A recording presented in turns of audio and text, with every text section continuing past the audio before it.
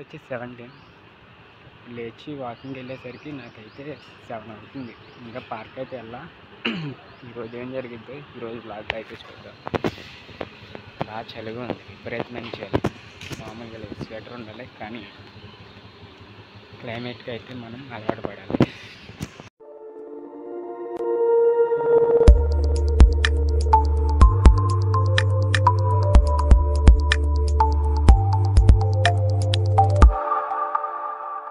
So again park road అయితే వచ్చాను.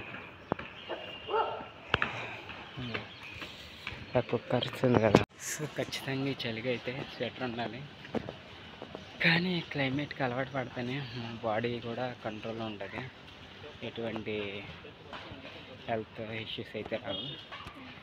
అందు గురించి ఎంతైనా స్వెటర్ వేసుకోకుండా అయినా తిరగచ్చు. సో కార్తీక సోమవారం కదా, భక్తుల తాకిడి అయితే ఎక్కువగా ఉంది. వాళ్ళ తాకిడి చూస్తే మీరే షాక్ అవుతారు. బాగుంటారు, వాళ్ళ పద్ధతిగా సీతప్పు ఎరగినట్టు గుడికి వెళ్ళి అదేంటి అగ్ని అట్టిపొర్లు అవి ఓన్లీ కార్తీక మాసంలో ఉంటాయి. మిగతా వారాలు ఎవడో పట్టించుకోవడానికి టెంపుల్కి కూడా ఎవడు రాడు. సో అలాగే బయలుదేరా, మళ్ళీ ఎంత టైం అవుతుందో తెలియదు, బస్ కోసం వెయిట్ చేయాలి. ఈరోజు అయితే 9 అయిపోయింది, బస్సు అయితే వెళ్ళిపోయినట్టుంది, బయట లేదు. అండ్ అట్మాస్ఫియర్ ఈ శివ రిలీజ్ అనుకుంటా, అండ్ కాంతా ప్రజెంట్ అయితే. సో ఈరోజు అయితే 9:10 అయితే వస్తుంది బస్సు అయితే అసలు కాలేదు.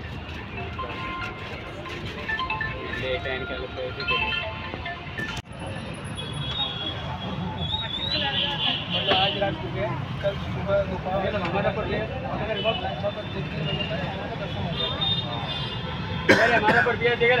సో ఫైనల్గా మార్నింగ్ పార్కే, ఈవినింగ్ పార్కే. ఈరోజంతా పార్క్ టైంలోనే సరిపోయింది, ఆఫీస్ అయ్యాకైతే ఇంత చీకటి. మరి చలి మాత్రం విపరీతంగా ఉంది, దారుణమైన చలి హైదరాబాద్లో అయితే. అండ్ ఆ చలికి జేబులో నుంచి చేతులు కూడా తీయాలనిపించే విధంగా అయితే కూడా లేదు. అండ్ ఫైనల్గా అయితే ఈరోజు లేదు, మ్యాచ్ అయితే లేదు. అండ్ ఈ చిన్నపిల్లలు ఒక్కలే ఆడుకుంటున్నారు ఏంటో అలా అయితే.